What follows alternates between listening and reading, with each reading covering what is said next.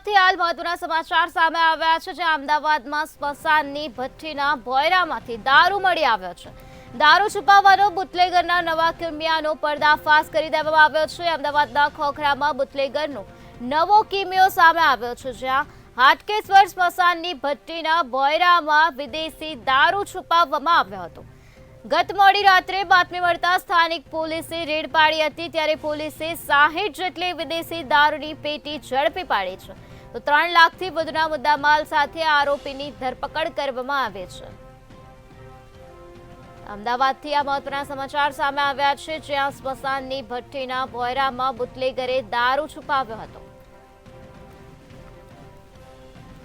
આજ મુદ્દે વધુ માહિતી આપવા માટે આપણી સાથે સંવાદદાતા શિવાંશુ જોડાઈ ગયા છે।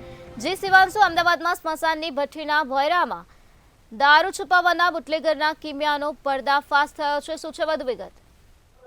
ચોક્કસથી અવારનવાર જે રીતે બુટલેગરો નવા કિમો અજમાતા હોય છે, ત્યારે અમદાવાદ શહેરમાં ફરી ખોખરા વિસ્તાર નવો કિમો અજમાયો છે। વાત કરવામાં આવે ખોખરા વિસ્તારમાં જ્યારે પેટ્રોલિંગ દરમિયાન જ્યારે ખોખરા પોલીસ હતી, ત્યારે તેમને બાતમી હકીકત મળી હતી કે ખોખરા વિસ્તારમાં આવેલો હાટકેશ્વર સ્મશાનની અંદર જે છે વિદેશી દારૂનો જથ્થો છે, તેની બાતમી મળતા ત્યાં ડિસ્ટાફની તમામ જે પોલીસ છે તે પહોંચી ચૂકી હતી, ને સાથે જે સ્મશાનની કહી શકાય કે ભઠ્ઠીના ભોયરા હોય છે તેના અંદર દેશી દારૂની 60 જેટલી પેટીઓ હતી તે મળી આવી હતી। સાથે એક વ્યક્તિ પણ જ્યાં છે તે મળી આવ્યો હતો। સાથે કહી શકાય તે એક બીજી પણ માહિતી સામે આવી રહી છે કે જે રીતે એક ભાજપ અનુસૂચિત જાતિ મોરચાના એક ભાજપના જે નેતા છે તેનો પણ એક નામ સામે આવી રહ્યો છે। હાલ પોલીસ કોઈ પણ પ્રકારની સ્પષ્ટતા કરતી નથી, પરંતુ જાહેરમાં કહી શકાય કે જે રીતે આ રીતનો કિમો અજમાયો છે, સાથે કહી શકાય ગુજરાતમાં દારૂબંધી છતાં પણ બુટલેગરો ખુલ્લેઆમ દારૂ વેચતા હોય છે, એક ખરેખર એક સવાલ પોલીસ ઉપર ઉભા થાય છે।